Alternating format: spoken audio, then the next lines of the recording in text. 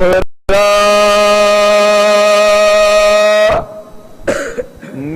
प्रताप अर सुजस को सुन सुन पृथ्विया कान। बहुत बिसूरत दुखद है रुचे न भोजन खान। वाहिगुरु जी का खालसा वाहिगुरु जी की फतेह। धन धन गुरुदेव जिस संग हर जपे गुर कृपाल जब भय ता अवगुण सब छपे। ऐसे करण कारण दीन दयाल भगत वत्सल अनाथ नाथ जगत गुरु श्री गुरु ग्रंथ साहिब जी महाराज जी दे पवित्र पावन चरणां 'च जुड़ बैठी गुरु का खास रूप गुरु खालसा साध संगत जीओ धनता दे पात्र हो। तिलक जंजू दे राखे नौवें पातशाह धन गुरु तेग बहादुर साहिब जी महाराज जी दे चरण छो प्राप्त इतिहासक स्थान ते संध्या वेले दे दीवाना च हाजरियां भर के शहीद भाई मनी सिंह जी नूं अपनी शरधा आस्था ते सत्कार भेंट कर रहे। अज दे दिन शहीद भाई मनी सिंह ने शहादत दा जाम प्राप्त किया। गुरु खालसे पंथ तो अपना बंद बंद कटवा के कुर्बान किया। अरदास विच हर रोज भाई मनी सिंह जी का ध्यान भी असी धारदे हाँ।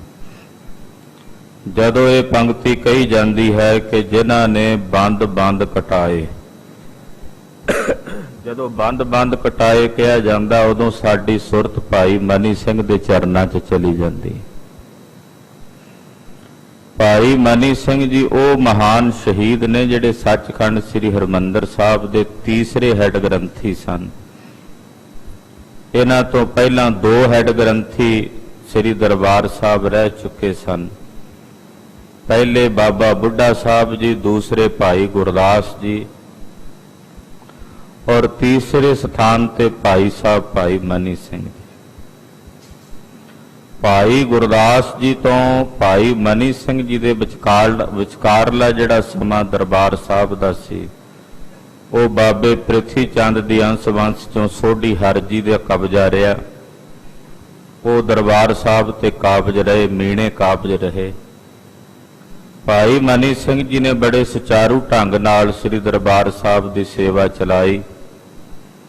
और जदों गुरु कलगीधर पातशाह जी महाराज जंगा युद्धां दे समय च रहे, बकायदा भंगाणी दे जंग विच, नदाउण दे जंग विच भाई मनी सिंह जी ने आप शमूलीयत करके वो जंग लड़िया।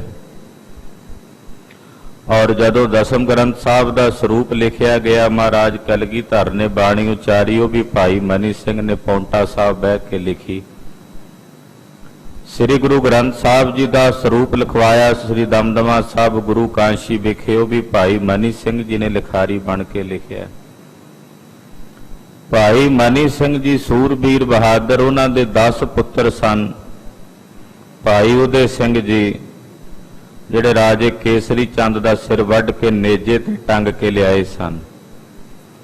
बाबा बचित्र सिंह जी जिन्हां ने नागणी मार के झूलदे हुए मस्त हाथी का मत्था पाड़ दिता सी।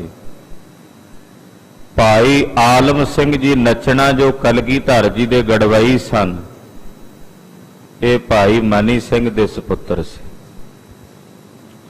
भाई दयाल दास जी जिन्हां नूं दिल्ली विखे बादशाह औरंगजेब दे समय देग दे पानी विच उबालिया गया गुरु तेग बहादुर साहब नूं शहीद करन तो पहला वो भाई दयाल दास जी भाई मनी सिंह जी दे वड्डे भरा सन। भाई बल्लू जी जिहड़े गुरु साहब 6वें पातशाह गुरु हरगोबिंद साहब दे समय जंग लड़े गए, उन्हां जंगां दे विच शहादत दा जाम प्राप्त कीता। वो भाई बल्लू जी भाई मनी सिंह दे दादा जी सन। ਸਤਵੇਂ ਪਾਤਸ਼ਾਹ ਗੁਰੂ ਹਰਿਰਾਏ ਸਾਹਿਬ ਦੇ ਚਰਨਾਂ ਵਿੱਚ 13 ਸਾਲ ਦੀ ਉਮਰ ਵਿੱਚ ਭਾਈ ਮਨੀ ਸਿੰਘ ਜੀ ਆਏ ਔਰ ਤਕਰੀਬਨ 90 ਸਾਲ ਦੀ ਉਮਰ ਤੱਕ ਗੁਰੂ ਘਰ ਦੀ ਸੇਵਾ ਕੀਤੀ। ਲੱਖੀ ਸ਼ਾਹ ਵਣਜਾਰਾ ਜਿਨੇ 9ਵੇਂ ਪਾਤਸ਼ਾਹ ਦੇ ਪਾਵਨ ਪਵਿੱਤਰ ਸਰੀਰ ਦਾ ਅੰਤਮ ਸੰਸਕਾਰ ਕੀਤਾ, ਭਾਈ ਲੱਖੀ ਸ਼ਾਹ ਵਣਜਾਰੇ ਦੀ ਲੜਕੀ ਭਾਈ ਮਨੀ ਸਿੰਘ ਜੀ ਨੂੰ ਵਿਆਹੀ ਹੋਈ। ਇਹੋ ਜਿਹਾ ਇਹ ਮਹਾਨ ਸ਼ਹੀਦਾਂ ਦਾ ਪਰਿਵਾਰ ਹੈ। ਭਾਈ ਮਨੀ ਸਿੰਘ ਦੇ 10 ਪੁੱਤਰ ਸੀ, 10 ਦੇ 10 ਸ਼ਹੀਦ ਹੋਏ ਨੇ। 2 ਪੁੱਤਰ ਉਹਨਾਂ ਦੇ ਅੱਜ ਦੇ ਦਿਨ ਉਹਨਾਂ ਦੀਆਂ ਅੱਖਾਂ ਦੇ ਸਾਹਮਣੇ ਪੁੱਠੀਆਂ ਖੱਲਾਂ ਲਾ ਕੇ ਲਾਹੌਰ ਦੀ ਧਰਤੀ ਤੇ ਨਖਾਸ ਚੌਂਕ ਵਿੱਚ ਸ਼ਹੀਦ ਕੀਤੇ ਗਏ। ਭਾਈ ਮਨੀ ਸਿੰਘ ਜੀ ਹੋਣੀ 12 ਭਰਾ ਸਨ, 11 ਭਰਾ ਸਨ, 11 ਵਿੱਚੋਂ 10 ਸ਼ਹੀਦ ਹੋਏ। ਤਕਰੀਬਨ ਪਰਿਵਾਰ ਦੇ ਕੁੱਲ ਮੈਂਬਰ ਜਿਨ੍ਹਾਂ ਦੀ ਗਿਣਤੀ 52 ਹੈ, 52 ਤੋਂ ਵੀ ਵੱਧ ਮੈਂਬਰ ਭਾਈ ਮਨੀ ਸਿੰਘ ਦੇ ਪਰਿਵਾਰ ਚੋਂ ਸ਼ਹੀਦ ਹੋਏ। ਔਰ ਜਦੋਂ ਆਪ ਸ਼ਹਾਦਤ ਦਾ ਜਾਮ ਪੀਤਾ ਤੇ ਸ਼ਹਾਦਤ ਵਾਲੀ ਲੜੀ ਵਿੱਚ ਹੱਦ ਕਰ ਦਿੱਤੀ। ਦੀਵਾਲੀ ਦਾ ਜੋੜ ਮੇਲਾ ਸ੍ਰੀ ਅੰਮ੍ਰਿਤਸਰ ਸਾਹਿਬ ਵਿਖੇ ਮਨਾਉਣ ਦੀ ਪਰਮਿਸ਼ਨ ਲਈ ਲਾਹੌਰ ਦੇ ਨਵਾਬ ਕੋਲੋਂ, ਪਰ ਉਹਨੇ ਫੌਜ ਭੇਜ ਦਿੱਤੀ, ਮੇਲਾ ਲੱਗ ਨਹੀਂ ਸਕਿਆ। ਉਹਨੇ ਪੈਸਿਆਂ ਦੀ ਮੰਗ ਕੀਤੀ ਤੇ ਭਾਈ ਸਾਹਿਬ ਨੇ ਕਿਹਾ ਵੀ ਵਿਸਾਖੀ ਤੇ ਜੋੜ ਮੇਲਾ ਲੱਗੇਗਾ, ਉਹ ਵੀ ਜੇ ਤੇਰੀ ਨੀਅਤ ਸਾਫ਼ ਰਹੀ ਤਾਂ ਤੈਨੂੰ ਪੈਸੇ ਦੇਵਾਂਗੇ, ਕਿਉਂਕਿ ਮੇਲਾ ਭਰੇਗਾ, ਸੰਗਤ ਆਵੇਗੀ, ਮਾਇਆ ਆਵੇਗੀ।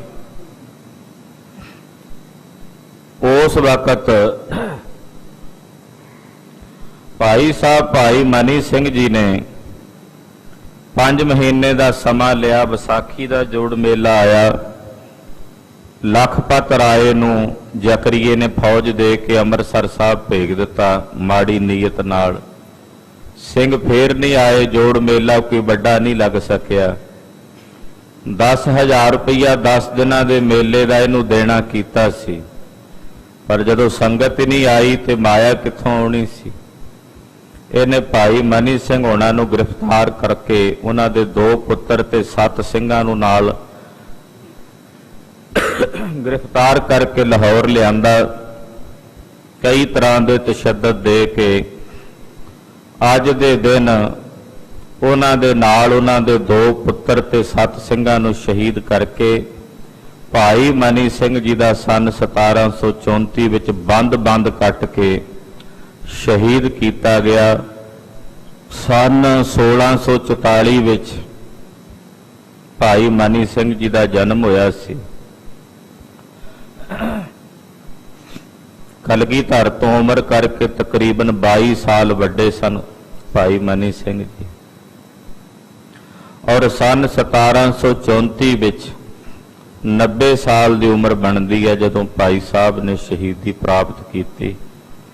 ਐਸੇ ਮਹਾਨ ਸ਼ਹੀਦ ਜਿਨ੍ਹਾਂ ਦਾ ਸਾਰੇ ਪੰਥ ਵਿੱਚ ਬੜਾ ਭਾਰੀ ਮਾਣ ਸਤਿਕਾਰ, ਜਦੋਂ ਦਰਬਾਰ ਸਾਹਿਬ ਭਾਈ ਮਨੀ ਸਿੰਘ ਜੀ ਸੇਵਾ ਕਰਦੇ ਸਨ ਤੇ ਕਲਗੀਧਰ ਜੀ ਨੇ ਇੱਕ ਹੁਕਮਨਾਮਾ ਬਕਾਇਦਾ ਭਾਈ ਮਨੀ ਸਿੰਘ ਜੀ ਦੇ ਪਰਿਵਾਰ ਤੇ ਭਾਈ ਮਨੀ ਸਿੰਘ ਦੇ ਨਾਂ ਤੇ ਲਿਖਿਆ ਕਿ ਭਾਈ ਮਨੀ ਸਿੰਘ ਜੀ, ਬਾਬਾ ਬਚਿੱਤਰ ਸਿੰਘ ਜੀ, ਭਾਈ ਉਦੇ ਸਿੰਘ ਜੀ, ਅਜਬ ਸਿੰਘ ਜੀ, ਅਜੈਬ ਸਿੰਘ ਜੀ, ਇਹ ਭਾਈ ਮਨੀ ਸਿੰਘ ਦੇ ਪੁੱਤਰਾਂ ਦਾ ਨਾਂ ਹੈ।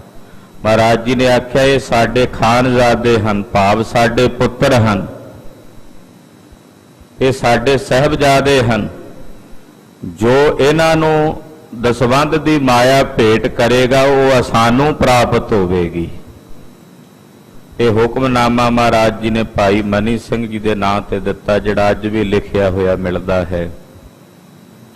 ਐਸੇ ਮਹਾਨ ਸ਼ਹੀਦ ਭਾਈ ਮਨੀ ਸਿੰਘ ਜੀ ਦੇ ਚਰਨਾਂ ਵਿੱਚ ਕੋਟੀ ਪ੍ਰਣਾਮ ਤੇ ਨਮਸਕਾਰ ਹੈ। ਆਓ ਇਤਿਹਾਸ ਦੀ ਕਥਾ ਸਰਵਣ ਕਰੀਏ। ਧੰਨ ਗੁਰੂ ਅਰਜਨ ਦੇਵ ਸਾਹਿਬ 5ਵੇਂ ਪਾਤਸ਼ਾਹ ਦੇ ਗੁਣਗਾਨ ਕੀਤੇ ਨੇ। 6ਵੇਂ ਪਾਤਸ਼ਾਹ ਗੁਰੂ ਹਰਗੋਬਿੰਦ ਸਾਹਿਬ ਦੀਆਂ ਸਿਫਤਾਂ ਗਾਇਨ ਹੋਈਆਂ ਨੇ ਕੱਲ ਦੇ ਪ੍ਰਕਰਨ ਵਿੱਚ। ਕਿਵੇਂ ਮਹਾਰਾਜ ਜੀ ਸ਼ਿਕਾਰ ਤੇ ਚੜ੍ਹਦੇ ਨੇ, ਸ਼ਸਤਰ ਵਿਦਿਆ ਦਾ ਅਭਿਆਸ ਕਰਦੇ ਨੇ, ਕਵਾਇਦ ਕਰਦੇ ਨੇ, ਔਰ ਕਈ ਲੋਕ ਆਲੋਚਨਾ ਵੀ ਕਰਦੇ ਨੇ, ਕਈ ਮਹਾਰਾਜ ਜੀ ਦਾ ਸੁਜਸ ਵੀ ਕਰਦੇ ਨੇ। ਤੋ ਪੰਜਵੇਂ ਪਾਤਸ਼ਾਹ ਜੀ ਮਹਾਰਾਜ ਗੁਰੂ ਹਰਗੋਬਿੰਦ ਸਾਹਿਬ ਨੂੰ ਗੋਦ 'ਚ ਬਿਠਾ ਕੇ ਦੁਲਾਰਦੇ ਹੋਇਆ ਸਿੱਖਿਆ ਵੀ ਦਿੰਦੇ ਨੇ ਕਿ ਹਰਗੋਬਿੰਦ ਜੀ ਪਹਿਰ ਰਾਤ ਰਹਿੰਦੇ ਅੰਮ੍ਰਿਤ ਵੇਲੇ ਜਾਗਣਾ ਹੈ, ਇਸ਼ਨਾਨ ਪਾਨ ਕਰਕੇ ਗੁਰਬਾਣੀ ਕੰਠ ਕਰਕੇ ਗੁਰਬਾਣੀ ਪੜ੍ਹਨੀ ਹੈ ਔਰ ਸੰਗਤ ਦਾ ਗੁਰਸਿੱਖਾਂ ਦਾ ਸਤਿਕਾਰ ਕਰਨਾ ਹੈ, ਗੁਰਸਿੱਖਾਂ ਦੀ ਸਹਾਇਤਾ ਕਰਨੀ ਹੈ। ਇਹ ਸਿੱਖਿਆ ਪੰਜਵੇਂ ਪਾਤਸ਼ਾਹ ਛੇਵੇਂ ਪਾਤਸ਼ਾਹ ਨੂੰ ਦਿੰਦੇ ਨੇ। ਪੂਰਬ ਦੱਖਣ ਉੱਤਰ ਔਰ ਪੱਛਮ ਚਾਰਾਂ ਦਿਸ਼ਾਵਾਂ ਤੋਂ ਹਰ ਪਾਸਿਓਂ ਸੰਗਤਾਂ ਚੱਲ ਕੇ ਗੁਰੂ ਅਰਜਨ ਦੇਵ ਸਾਹਿਬ ਦੇ ਦਰਸ਼ਨਾਂ ਨੂੰ ਸ੍ਰੀ ਦਰਬਾਰ ਸਾਹਿਬ ਪਹੁੰਚਦੀਆਂ। ਜਥਾ ਸ਼ਕਤ ਭਟਾਵਾਂ ਮਹਾਰਾਜ ਜੀ ਦੇ ਚਰਨਾਂ ਵਿੱਚ ਸਿੱਖ ਅਰਪਣ ਕਰਦੇ ਨੇ। ਬੇਅੰਤ ਗੁਰੂ ਕੇ ਲੰਗਰ ਚੱਲਦੇ ਨੇ। ਹਰ ਇੱਕ ਗਰੀਬ ਗੁਰਬੇ ਦੀ ਜ਼ਰੂਰਤ ਗੁਰੂ ਘਰ ਵਿੱਚੋਂ ਪੂਰੀ ਹੁੰਦੀ ਹੈ। ਕੋਈ ਗਰੀਬ ਸੇਵਕ ਆ ਕੇ ਕਹਿੰਦਾ ਜੀ ਸਾਡੇ ਪਰਿਵਾਰ ਦਾ ਗੁਜ਼ਾਰਾ ਨਹੀਂ ਚੱਲਦਾ, ਸਾਨੂੰ ਗੁਰੂ ਘਰ ਦੇ ਵਿੱਚ ਨੌਕਰੀ ਤੇ ਰੱਖ ਲਿਆ ਜਾਵੇ, ਸੇਵਾ ਕਰਾਂਗੇ ਨਾਲੇ ਸਾਡੇ ਪਰਿਵਾਰ ਦਾ ਗੁਜ਼ਾਰਾ ਹੋਵੇਗਾ। ਉਹਨਾਂ ਨੂੰ ਸੇਵਾ ਵਿੱਚ ਗੁਰੂ ਘਰ ਵਿੱਚ ਰੱਖਿਆ ਜਾਂਦਾ ਹੈ। ਕੋਈ ਗੁਰੂ ਘਰ ਦੇ ਤਵੇਲਿਆਂ ਵਿੱਚ ਘੋੜਿਆਂ ਨੂੰ ਸੰਭਾਲਦਾ ਹੈ, ਮਾਲ ਡੰਗਰ ਰੱਖਿਆ ਹੋਇਆ ਉਹਨਾਂ ਦੀ ਵੀ ਸੇਵਾ ਸੰਭਾਲ ਕਰਦੇ ਨੇ। ਤੋ ਇਸ ਪ੍ਰਕਾਰ ਨਾਲ ਗੁਰੂ ਘਰ ਦਾ ਇਹ ਸਾਰਾ ਪ੍ਰਬੰਧ ਚੱਲ ਰਿਹਾ। ਇਹ ਕਥਾ ਆਪਾਂ ਕੱਲ ਦੇ ਪ੍ਰਕਰਣ ਵਿੱਚ ਸਰਵਣ ਕੀਤੀ ਹੈ। ਆਓ ਅਗਲਾ ਪ੍ਰਕਰਣ ਪ੍ਰਾਰੰਭ ਕਰੀਏ। ਸ੍ਰੀ ਗੁਰਪ੍ਰਤਾਪ ਸੂਰਜ ਗ੍ਰੰਥ ਦੀ ਚੌਥੀ ਰਾਸ ਦਾ 24ਵਾਂ ਅੰਸ਼ੂ 24ਵਾਂ ਪ੍ਰਸੰਗ ਪ੍ਰਾਰੰਭ ਹੋ ਰਿਹਾ ਹੈ। ਸਰਵਣ ਕਰੀਏ। ਗੁਰੂ ਚਰਨਾਂ ਵਿੱਚ ਹਾਜ਼ਰੀ ਲਵਾਉਂਦੇ ਹੋਏ ਆਖੀਏ ਜੀ ਸਤਨਾਮ ਸ੍ਰੀ ਵਾਹਿਗੁਰੂ ਸਾਹਿਬ ਜੀ। ਸਤਨਾਮ ਸ੍ਰੀ ਵਾਹਿਗੁਰੂ ਸਾਹਿਬ ਜੀ। ਦੋਹਰਾ ਨਿਤ ਪ੍ਰਤਾਪ ਅਰ ਸੁਜਸ ਕੋ ਸੁਨ ਸੁਨ ਪ੍ਰਿਥਿਆ ਕਾਨ।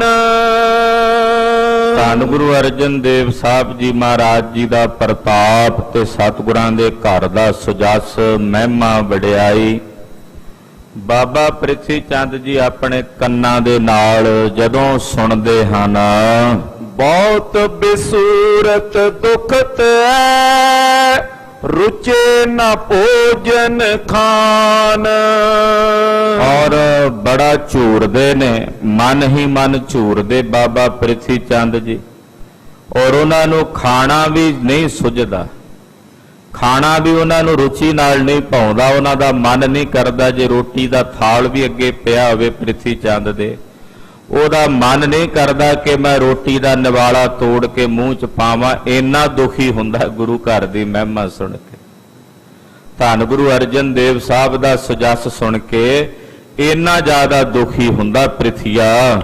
ਸਵਈਆ ਚੰਦ ਸੁਜਸ ਗੁਰੂ ਕੋ ਕ੍ਰਿਤ ਸਮ ਜਾਨੋ। ਜਾਂ ਇਸ ਤਰ੍ਹਾਂ ਕਹਿ ਲਈਏ ਵੀ ਗੁਰੂ ਘਰ ਦਾ ਜਿਹੜਾ ਸੁਜਸ ਹੈ ਉਹ ਘਿਓ ਵਾਂਗੂ ਹੈ। ਗੁਰੂ ਅਰਜਨ ਦੇਵ ਸਾਹਿਬ ਦੀ ਮਹਿਮਾ, ਸਤਿਗੁਰਾਂ ਦੀ ਵਡਿਆਈ, ਮਹਾਰਾਜ ਜੀ ਦਾ ਸੁਜਸ ਉਹ ਘਿਓ ਵਾਂਗੂ ਹੈ।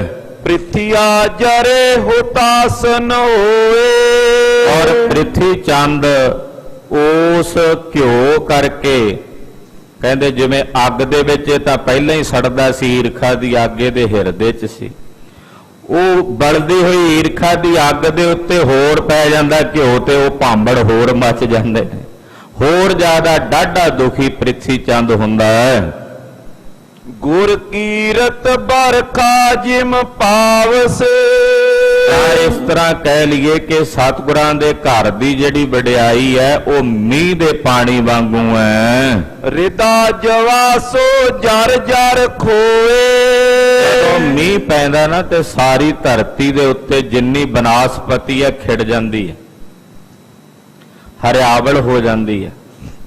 ਪਰ ਇੱਕ ਬੂਟਾ ਹੁੰਦਾ ਜਵਾਸੇ ਦਾ, ਜੇਠ ਦੇ ਮਹੀਨੇ 'ਚ ਜ਼ਿਆਦਾ ਉਗਦਾ। ਇਹ ਜਿਹੜਾ ਇਹੋ ਜਿਹਾ ਬੂਟਾ ਹੈ ਕਿ ਬਾਕੀ ਸਾਰੇ ਬੂਟੇ ਹਰੇ ਭਰੇ ਹੋ ਜਾਂਦੇ ਨੇ, ਪਰ ਇਹਦੇ ਤੇ ਜਦੋਂ ਮੀਂਹ ਦੀਆਂ ਕਣੀਆਂ ਪੈਂਦੀਆਂ ਨੇ ਸੜ ਕੇ ਸੁਆਹ ਹੋ ਜਾਂਦਾ ਹੈ। ਇਹ ਜਵਾਸੇ ਦਾ ਬੂਟਾ ਇਹੋ ਜਿਹਾ। ਇਦਾਂ ਹੀ ਪ੍ਰਿਥੀ ਚੰਦ ਦਾ ਜਿਹੜਾ ਮਨ ਹੈ ਉਹ ਜਵਾਸੇ ਦੇ ਬੂਟੇ ਵਾਂਗੂ ਹੈ। ਔਰ ਸਤਿਗੁਰਾਂ ਦੇ ਘਰ ਦੀ ਵਡਿਆਈ ਉਹ ਮੌਲੇ ਧਾਰ ਵਰਖਾ ਹੈ ਜਿਹੜੀ ਸਾਰਿਆਂ ਨੂੰ ਸਰਸਾਰ ਕਰਦੀ ਹੈ, ਪਰ ਪ੍ਰਿਥੀ ਦਾ ਮਨ ਉਹਦੇ ਨਾਲ ਦੁਖੀ ਹੁੰਦਾ, ਸੜਦਾ ਹੈ। ਚਿੰਤਾ ਸਲਤਾ ਕਰੇ ਬਧਾਵਨ। ਜਾਂ ਇਸ ਤਰ੍ਹਾਂ ਕਹਿ ਲਈਏ ਵੀ ਜਿਵੇਂ ਮੀਂਹ ਵਿੱਚ ਨਦੀਆਂ ਭਰ ਕੇ ਵਗਦੀਆਂ ਨੇ, ਪ੍ਰਿਥੀ ਦਾ ਮਨ ਚਿੰਤਾ ਨਾਲ ਭਰਿਆ, ਚਿੰਤਾ ਦੀ ਨਦੀ ਇਹਦੇ ਹਿਰਦੇ 'ਚ ਵਹਿ ਰਹੀ ਹੈ। ਉਹਦੇ 'ਚ ਗੁਰੂ ਕੀਰਤੀ ਦਾ ਜਲ ਹੋਰ ਜਦੋਂ ਪਾਣੀ ਪੈਂਦਾ, ਮੀਂਹ ਪੈਂਦਾ, ਉਹ ਚਿੰਤਾ ਇਹਦੀ ਹੋਰ ਵੱਧਦੀ ਹੈ। ਉਹ ਚਿੰਤਾ ਦੀ ਨਦੀ ਇਹਦੀ ਹੋਰ ਉਫਾਨ ਵਿੱਚ ਆਉਂਦੀ ਹੈ, ਇਹ ਹੋਰ ਜ਼ਿਆਦਾ ਚਿੰਤਾ ਤੁਰ ਹੁੰਦਾ ਹੈ। ਬਹਿਓ ਜਾਤ ਮਨ ਥਿਰੇ ਨ ਕੋਏ। ਇਹਦਾ ਮਨ ਵਹਿੰਦਾ ਜਾ ਰਿਹਾ ਉਸ ਚਿੰਤਾ ਦੀ ਨਦੀ ਵਿੱਚ, ਟਿਕਦਾ ਨਹੀਂ, ਇਹਦੇ ਮਨ ਵਿੱਚ ਇਕਾਗਰਤਾ ਨਹੀਂ ਆਉਂਦੀ। ਸੰਕਟ ਨੀਰਵ ਦੇ ਨਿਤ ਪ੍ਰਤਈ। ਇਹਦੇ ਹਿਰਦੇ ਵਿੱਚ ਸੰਕਟ ਦਾ ਪਾਣੀ ਜਿਹੜਾ ਉਹ ਚਿੰਤਾ ਦੀ ਨਦੀ ਵਿੱਚ ਨਿਤ ਵੱਧਦਾ ਜਾ ਰਿਹਾ ਹੈ। ਤਟ ਨਿਚਿੰਤ ਨ ਪਾਵਤ ਸੋਏ। ਨਿਸ਼ਚਿੰਤਤਾ ਦਾ ਜਿਹੜਾ ਕਿਨਾਰਾ ਹੈ ਉਹ ਪ੍ਰਾਪਤ ਨਹੀਂ ਹੁੰਦਾ, ਯਾਨੀ ਕਿ ਇਹਦਾ ਮਨ ਨਿਸ਼ਚਿੰਤ ਨਹੀਂ ਹੁੰਦਾ ਕਿਸੇ ਵੀ ਵੇਲੇ। ਹਰ ਵੇਲੇ ਚਿੰਤਾ ਵਿੱਚ ਹੀ ਸੜਿਆ ਰਹਿੰਦਾ ਮਨ, ਚਿੰਤਾ ਵਿੱਚ ਹੀ ਸੜਦਾ ਭੁੱਜਦਾ ਰਹਿੰਦਾ ਪ੍ਰਿਥੀਆ।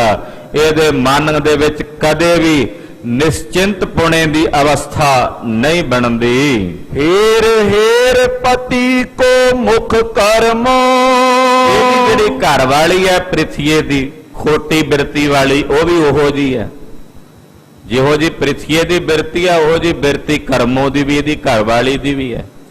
ਇਹ ਉਹੀ ਕਰਮੋਂ ਹੈ ਜਿਹੜੀ ਮਾਂ ਗੰਗਾ ਨੂੰ ਜਦੋਂ ਕੇਸ ਮਾਤਾ ਜੀ ਸੁਕਾ ਰਹੇ ਸਨ ਇੱਕ ਵਾਰੀ, ਤੇ ਉਹ ਕੇਸ ਜਦੋਂ ਪਿਛਾਂ ਨੂੰ ਸੁੱਟੇ ਮਾਤਾ ਜੀ ਨੇ ਧੋ ਕੇ, ਤੇ ਇਹਦੇ ਤੇ ਕਿਤੇ ਪਾਣੀ ਪੈ ਗਿਆ ਕਰਮੋਂ ਤੇ ਕੇਸਾਂ ਦੇ ਜਲ ਦਾ, ਤੇ ਮਾਤਾ ਨੂੰ ਕਹਿੰਦੀ ਹੈ ਉਤਰੀਏ ਤੇਰੇ ਕੇਸਾਂ ਦਾ ਪਾਣੀ ਮੇਰੇ ਤਨ ਤੇ ਪੈ ਗਿਆ, ਤੂੰ ਤਾਂ ਬਾਂਝ ਜਾ ਕਿਤੇ ਮੈਂ ਵੀ ਨਾ ਸੁੱਕ ਜਾ।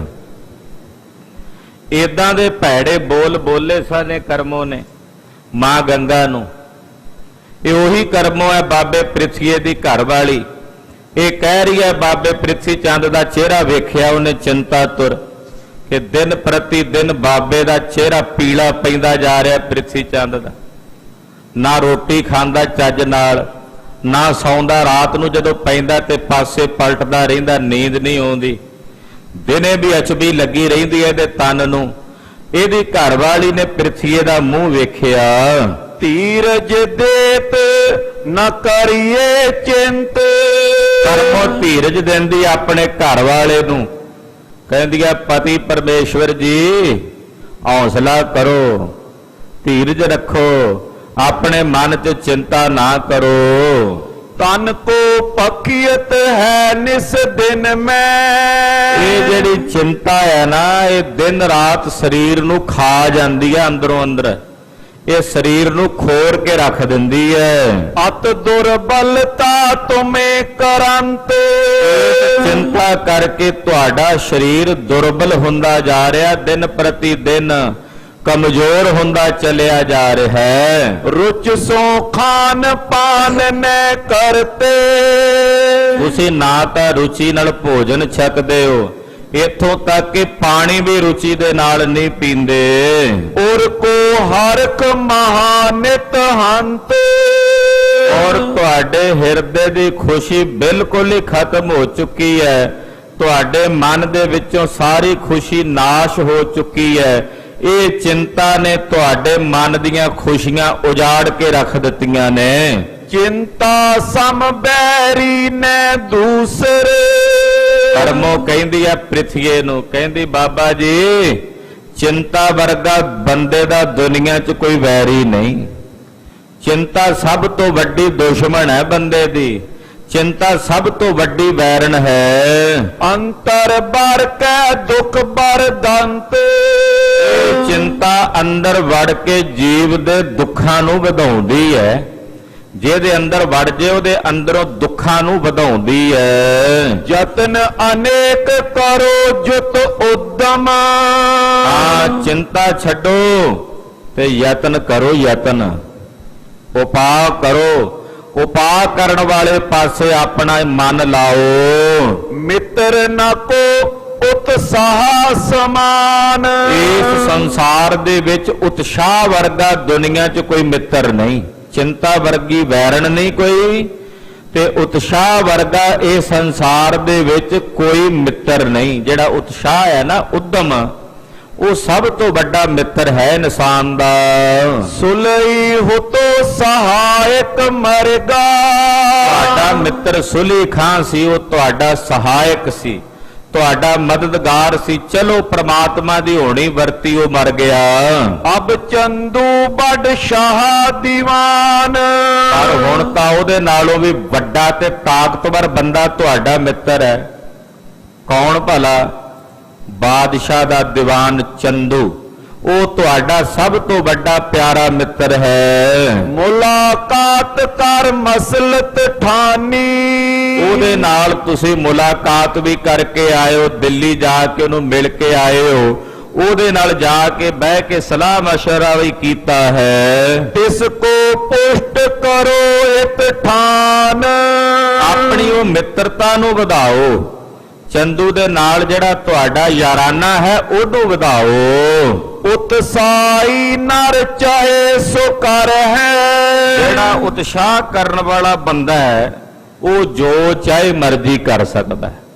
ਉਦਮੀ ਬੰਦੇ ਵਾਸਤੇ ਕੋਈ ਕੰਮ ਵੀ ਔਖਾ ਨਹੀਂ ਹੁੰਦਾ। ਚਿੰਤਾਵਾਨ ਪ੍ਰਾਨ ਦੇ ਹਾਨ।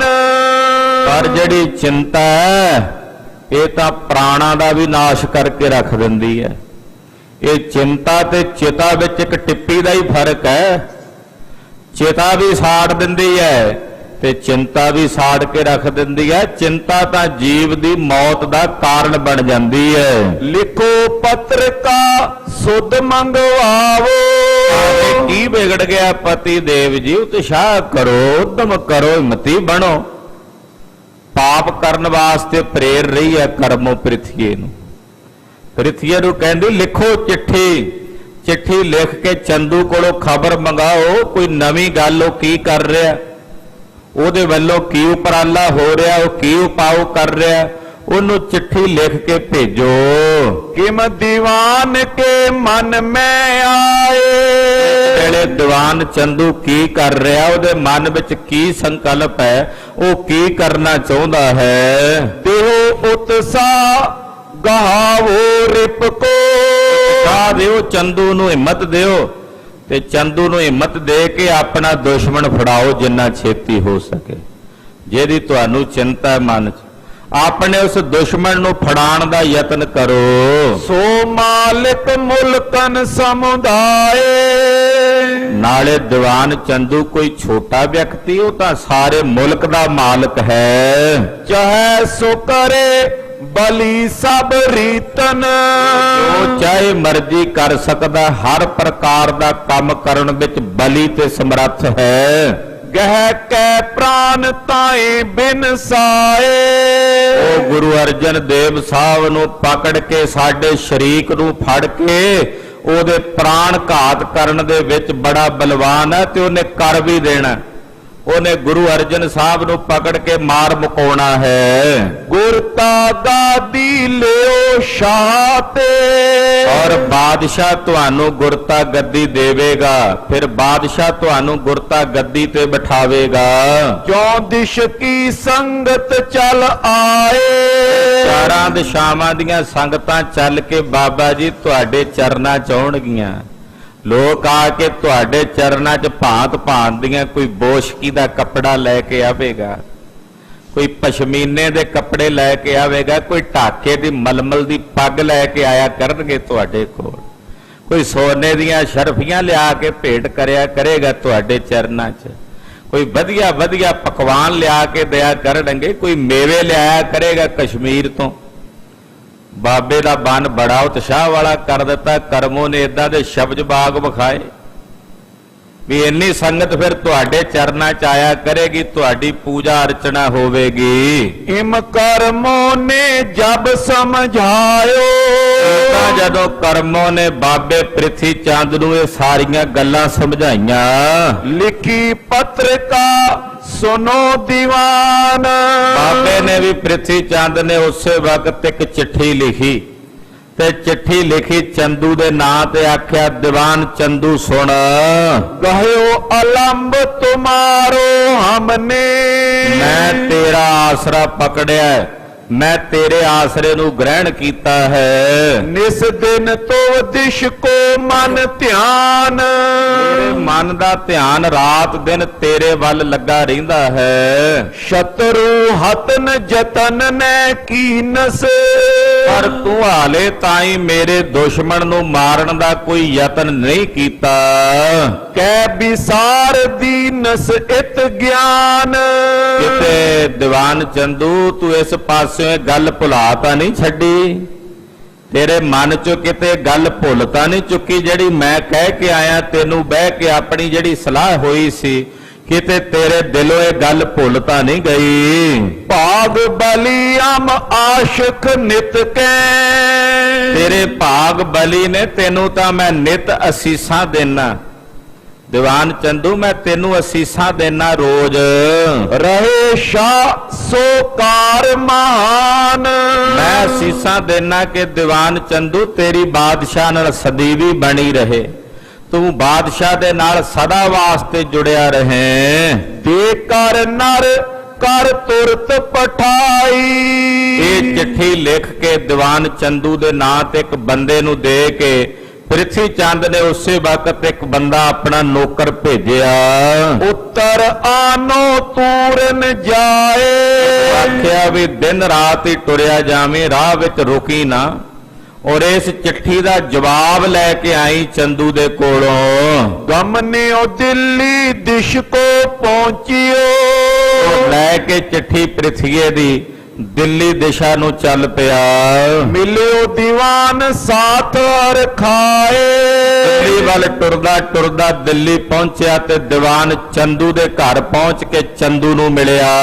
ਗੁਰ ਪ੍ਰਿਥੀਏ ਕੀ ਹੈ ਇਹ ਪਾਤੀ, ਜਾ ਕੇ ਕਹਿੰਦਾ ਜੀ ਇਹ ਗੁਰੂ ਪ੍ਰਿਥੀ ਚੰਦ ਜੀ ਨੇ ਚਿੱਠੀ ਭੇਜੀ ਆ। ਗੁਰੂ ਹੀ ਕਹਿੰਦਾ ਸੀ, ਉਹਦਾ ਨੌਕਰ ਜੋ ਸੀ, ਚੇਲਾ ਜੋ ਸੀ ਪ੍ਰਿਥੀ ਚੰਦ, ਵੀ ਆਪਣੇ ਆਪ ਨੂੰ ਗੁਰੂ ਹੀ ਕਹਾਉਂਦਾ ਸੀ।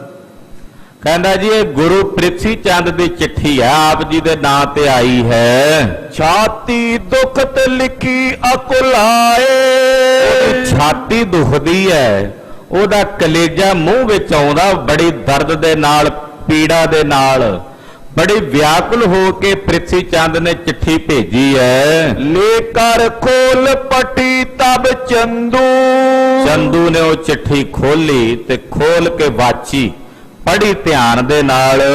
ਲਖੀ ਹਕੀਕਤ ਜਿਉ ਦੁੱਖ ਪਾਏ, ਸਾਰੀ ਹਕੀਕਤ ਉਹਨੇ ਜਾਣ ਲਈ ਕਿ ਕਿਵੇਂ ਪ੍ਰਿਥੀ ਚੰਦ ਦੁਖੀ ਹੋ ਰਿਹਾ ਹੈ। ਉੱਤਰ ਲਿਖਿਓ ਦੁਸ਼ਟ ਨੇ ਤਤ ਛਿਨ, ਉਸੇ ਵਕਤ ਚੰਦੂ ਪਾਪੀ ਨੇ, ਦੁਸ਼ਟ ਨੇ ਉਹਦਾ ਜਵਾਬ ਲਿਖਿਆ।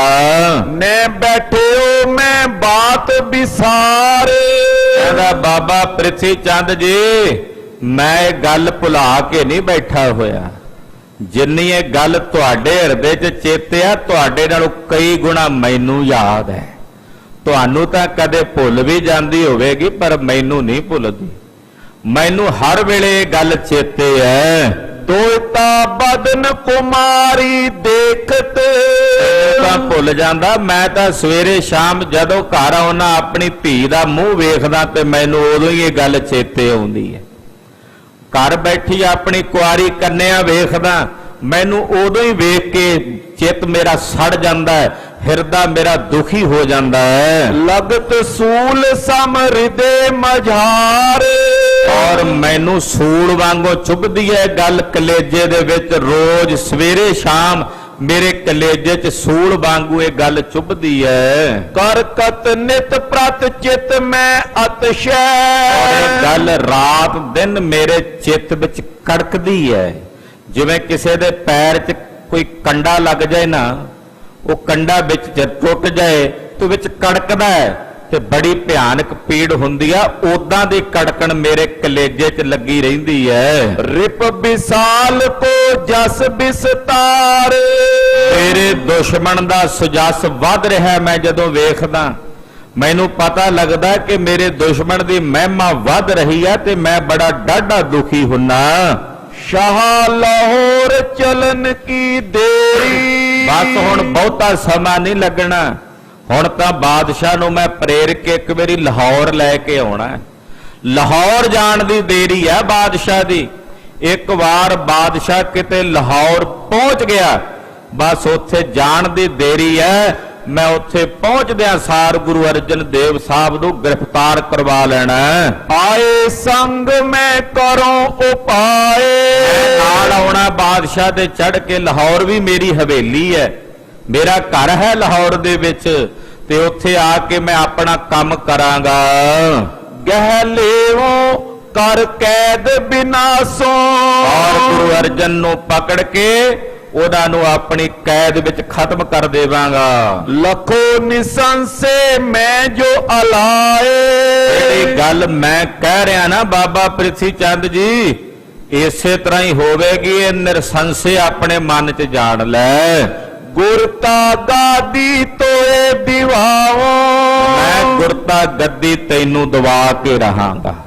ਜੋ ਮਰਜ਼ੀ ਹੋ ਜਾਏ, ਗੁਰਤਾ ਗੱਦੀ ਮੈਂ ਤੈਨੂੰ ਹੀ ਦਵਾ ਕੇ ਰਹਾਂਗਾ। शाह पास ते बाक कहाए, ਬਾਦਸ਼ਾਹ ਦੇ ਕੋਲੋਂ ਬਕਾਇਦਾ ਮੈਂ ਗੱਦੀ ਤੈਨੂੰ ਦਿਵਾਉਣ ਵਾਸਤੇ ਉਹਦੇ ਕੋਲੋਂ ਹੁਕਮ ਜਾਰੀ ਕਰਵਾਵਾਂਗਾ। सब दिश में बिदते धन पावे, ਤੇਰਾ ਨਾਂ ਸਾਰੇ ਪਾਸੇ ਬਿਦਤ ਹੋਵੇਗਾ। ਤੇ ਬਾਬਾ ਪ੍ਰਿਥੀ ਚੰਦ, ਆ ਜਿੰਨੀ ਮਾਇਆ ਅੱਜ ਗੁਰੂ ਅਰਜਨ ਦੇਵ ਸਾਹਿਬ ਕੋਲ ਆਉਂਦੀ ਆ, ਫਿਰ ਉਹ ਸਾਰੀ ਤੇਰੇ ਕੋਲ ਆਇਆ ਕਰੇਗੀ। ਕਿਉਂਕਿ ਪ੍ਰਿਥੀ ਚੰਦ ਗੁਰੂ ਇਸ ਕਰਕੇ ਨਹੀਂ ਸੀ ਬਣਨਾ ਚਾਹੁੰਦਾ ਕਿ ਮੈਂ ਜੀਵਾਂ ਦੀ ਕਲਿਆਣ ਕਰਨੀ ਹੈ।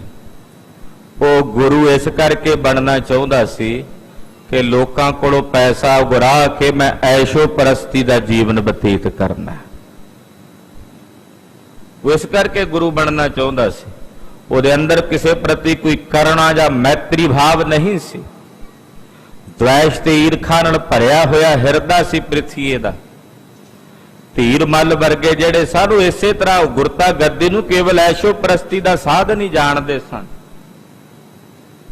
ਤੇ ਚੰਦੂ ਵੀ ਕਹਿ ਰਿਹਾ, ਕਹਿੰਦਾ ਪੈਸਾ ਫਿਰ ਸਾਰਾ ਤੇਰੇ ਕੋਲ ਹੀ ਆਉਣਾ ਹੈ।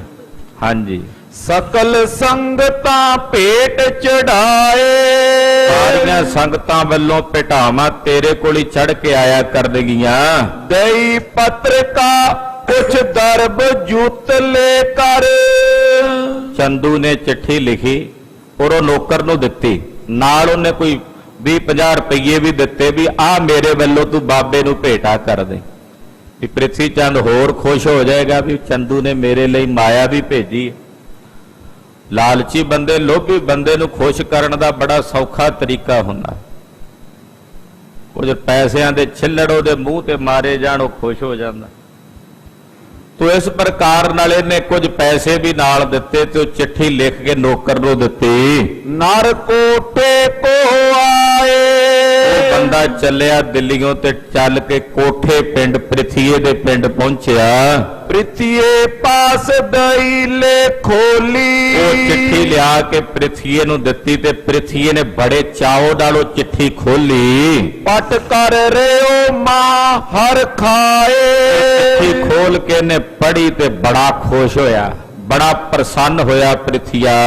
मुझ दुख ते दुख सो गुण तिसको, ਸੋਚਦਾ ਹੈ ਕਿ ਮੇਰੇ ਦੁੱਖ ਨਾਲੋਂ ਤਾਂ 100 ਗੁਣਾ ਜ਼ਿਆਦਾ ਦੁੱਖ ਉਹਦਾ ਹੈ।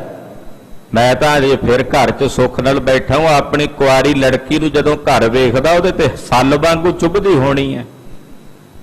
ਉਹਦੀ ਲੜਕੀ ਦਾ ਨਾਤਾ ਜੋ ਮੋੜਿਆ ਗੁਰੂ ਅਰਜਨ ਦੇਵ ਸਾਹਿਬ ਨੇ, ਜਿਹਦਾ ਨਾਤਾ ਹੁਣ ਕਿਸੇ ਹੋਰ ਜਗ੍ਹਾ ਤੇ ਹੋਣਾ ਵੀ ਨਹੀਂ। ਇਸ ਕਰਕੇ ਬੜਾ ਖੁਸ਼ ਹੋਇਆ ਪ੍ਰਿਥੀ ਚੰਦ ਦੇ ਪੜ੍ਹ ਕੇ ਜਾਣ ਕੇ ਕਿ ਚੰਦੂ ਦਾ ਦੁੱਖ ਤਾਂ ਮੇਰੇ ਨਾਲੋਂ ਵੀ 100 ਗੁਣਾ ਜ਼ਿਆਦਾ ਹੈ। कैसे करे ना अनके उपाय, ਕਿਉਂ ਨਾ ਉਪਾਅ ਕਰੇਗਾ। ਉਹ ਤਾਂ ਮੇਰੇ ਨਾਲੋਂ ਵੀ ਕਾਲਾ ਹੈ। ਸਭ ਕੁਟੰਬ ਕੋ ਕੀਨ ਸੁਨਾਵਨ, ਇਹਨੇ ਚਿੱਠੀ ਆਪਣੇ ਸਾਰੇ ਟੱਬਰ ਨੂੰ ਪੜ੍ਹ ਕੇ ਸੁਣਾਈ। ਖੁਸ਼ੀ ਕਰੇ ਮਨ ਮੋਦ ਵਧਾਏ, ਬੜੀ ਖੁਸ਼ੀ ਮਨਾਈ ਤੇ ਮਨ 'ਚ ਬੜਾ ਮੋਦ ਵਧਾਇਆ। ਧਰ ਤੀਰਜ ਤਬ ਬੈਠੇ ਉਹ ਘਰ ਮੈਂ, ਤੀਰਜ ਕਰਕੇ ਪ੍ਰਿਥਿਆ ਘਰ ਵਿੱਚ ਬਹਿ ਗਿਆ। ਮੁਝ ਤੇ ਚਿੰਤਾ ਚੰਦੂ ਮਹਾਨ, ਉਹ ਇਸ ਗੱਲੋਂ ਬੇਫਿਕਰ ਹੋ ਗਿਆ ਕਿ ਚੰਦੂ ਦੇ ਮਨ ਵਿੱਚ ਤਾਂ ਮੇਰੇ ਨਾਲੋਂ ਵੀ ਡਾਢੀ ਫਿਕਰ ਹੈ। ਉਹ ਤਾਂ ਮੇਰੇ ਨਾਲੋਂ ਵੀ ਜ਼ਿਆਦਾ ਕਾਹਲਾ ਹੈ ਗੁਰੂ ਅਰਜਨ ਦੇਵ ਸਾਹਿਬ ਨੂੰ ਮਾਰਨ ਵਾਸਤੇ। ਕਰੇ ਪ੍ਰਤੀਖਨ ਸ਼ਾਹ ਆਗਮਨ, ਹੁਣ ਬੈਠਾ ਪ੍ਰਿਥਿਆ ਉਡੀਕ ਕਰਨ ਲੱਗਾ ਕਿ ਕਦੋਂ ਬਾਦਸ਼ਾਹ ਲਾਹੌਰ ਨੂੰ ਆਵੇ। ਬਿਨਾ ਯਤਨ ਮਮ ਸ਼ਤਰੂ ਹਾਨ, ਬਿਨਾਂ ਯਤਨ ਤੋਂ ਹੀ ਮੇਰਾ ਦੁਸ਼ਮਣ ਮਾਰਿਆ ਜਾਵੇਗਾ। ਪੂਰਬ ਭਾਗ ਉਦੇ ਅਬ ਮੇਰੇ, ਇਹ ਕਹਿੰਦਾ ਮੇਰੇ ਕੋਈ ਚੰਗੇ ਭਾਗ ਜਾਗ ਪਏ ਨੇ ਪੂਰਬਲੇ ਜਨਮਾਂ ਦੇ।